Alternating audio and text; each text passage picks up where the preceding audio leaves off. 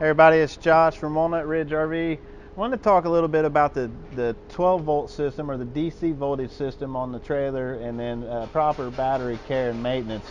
A lot of trailers now are being built with battery disconnects built in. If you have an older trailer, you can have a disconnect installed, but the purpose of this disconnect is primarily going to be for storage when they're not using the camper for an extended period of time. So you can turn this battery off so that there's nothing inside, like for instance this one, the key TV is always on, or a lot of times people leave their TV boosters on and their LP detectors will run constantly. And that will run your battery down, and sometimes just a matter of a couple days. So they've added battery disconnects that you can use to kill the power to that battery. This one's a key form. You turn it off, turn it off and pull that out. So now your battery's not going to have any power going to it. Of course, this one's going to stay on because we're plugged in and we have power from our AC source through the converter.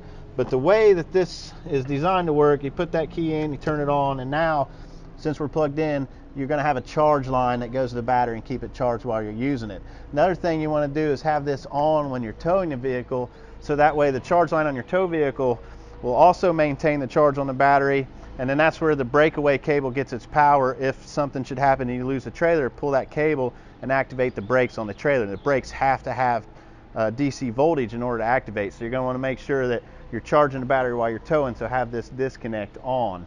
Now, I want to show you on this battery over here that there is some maintenance involved with the battery. These aren't a sealed system like in your car. So this coach here, the batteries that we sell, there's actually two caps right here that you can take off. Probably be easier with a screwdriver, but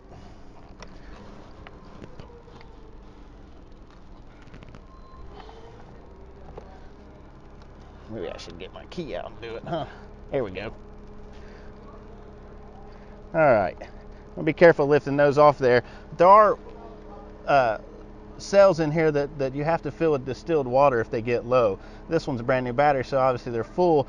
But what will happen over time, as this gets a charge, it can start to boil that water out of the cells, and then you'll get some faulting cells in there, and eventually that battery won't hold a charge anymore. So you do need to check that periodically. That's going to be based on how often you're using the coach. If you're camping a lot and you have it plugged into power all the time, you're using the 12 volt system, that water is going to evaporate or boil out of there a lot faster. So you want to check it probably monthly at least. If you're set up in a permanent spot where it stays plugged in all the time, you'll definitely want to check it every month. If you don't hardly use the coach at all, it sits being stored a lot, you don't necessarily have to do it every month, but it's just a good habit to get into. So you do need to fill those up if those water levels get low. Make sure you use distilled water and just pour it directly in the cell, put the cap back on.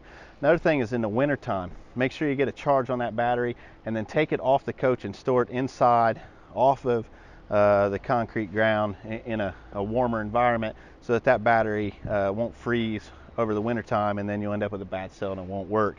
But what happens is the water level gets low and you're using the battery while you're plugged into power and your converter is supplying power to the coach and the charge line to the battery. You may not notice that you have a problem. It's when you're trying to use it without being plugged in that it seems like your battery just won't hold a charge for very long. Like for instance, if you're trying to hook up to your truck with your power jack, which takes a lot of amps to run up and down, it might seem like your battery's weak. Chances are it's just low on water, so it's not getting a good charge. So just make sure you maintain your battery, run with your disconnect on, and proper storage in the wintertime. You should have no problems for many years out of it.